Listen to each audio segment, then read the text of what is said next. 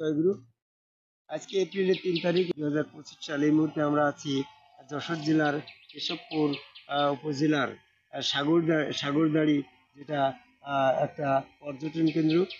কবি মাইকেল মধুসূদন দত্তের যেটা বাড়ি, সেখানে স্মৃতি জাদুঘর, ওনার স্মৃতি জাদুঘর আছে। বিভিন্ন স্পটগুলো পরিদর্শন করলাম। একটা বিষয় আমি বলতে চাচ্ছি যে পবিত্র কোরআনের ফিলোসফি যারা অনুধাবন করে, আর এক শ্রেণীর মানুষ আছে যারা কোরআনের ফিলোসফি অনুধাবন করতে পারে না। এদের বিষয়ে সূরা মুহাম্মদের 24 নম্বর আয়াতে বলছে যে আল্লাহ বলছে যে যারা কোরআনের ফিলোসফিকে অনুধাবন করতে পারে না, তাদের কি তালা বন্ধ, তাদের অন্তরের তালা কি বন্ধ আছে? প্রশ্ন বলুন। অর্থাৎ যাদের অন্তরে তালাবদ্ধ আছে তারা কোরআনের ফিলোসফি অনুধাবন করতে ব্যর্থ হবে, এমনটা বোঝানো আছে। তাহলে আমরা নিজে এখন আমাদের অন্তর বন্ধ আছে কি খোলা আছে এটা পরীক্ষা করতে গেলে কোরআনের ফিলোসফিটা আমাদের বুঝতে হবে। আমরা যদি কোরআনের ফিলোসফি বুঝতে ব্যর্থ হই, তাহলে আমি নিশ্চয়ই জানবো যে আমার অন্তরে তালাবদ্ধ হয়েছে। তালাটা খুলতে হলে কি করতে হবে? এর চাবি কার কাছে? যেমন আদম আলাইহিস সালাম বেহেশতের ভিতরে তাকে সেজদা করলে ফেরেশতারা আদমের তালা অন্তরটা খোলা ছিল। যখন আদম সীমাবদ্ধ তার সীমা লঙ্ঘন করলো, আল্লাহ পাকের হুকুম অমান্য করলো, গন্ধম থেকে নিষিদ্ধ বৃক্ষ থেকে ভক্ষণ করলো, তখন তার সাথে শয়তান যুক্ত হয়ে গেল।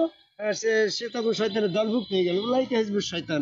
সে তখন শয়তানের দলভুক্ত হয়ে গেলে, শয়তানযুক্ত মানুষ শয়তানের দলভুক্ত থাকার কারণে তার তালাটা বদ্ধ হয়ে গেল। তা আমাদের অন্তরে জন্মসূত্রে আমরা প্রত্যেকেই শয়তান সংশ্লিষ্ট আছি।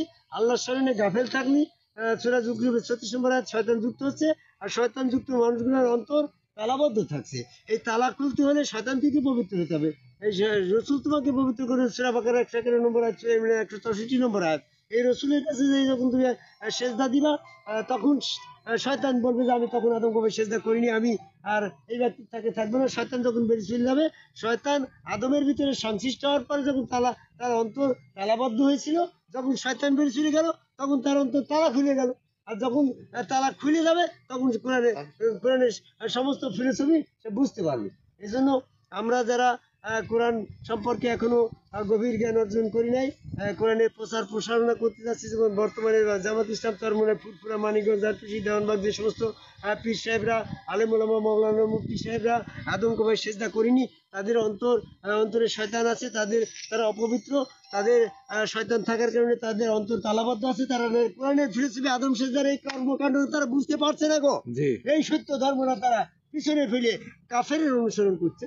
তাই আমি তাদের দল থেকে বেরিয়ে এসে আদম কুমার সেজদা করে কোরআনের ফিলোসফি বুঝার আহ্বান করে আমার কথা শেষ করে যাই।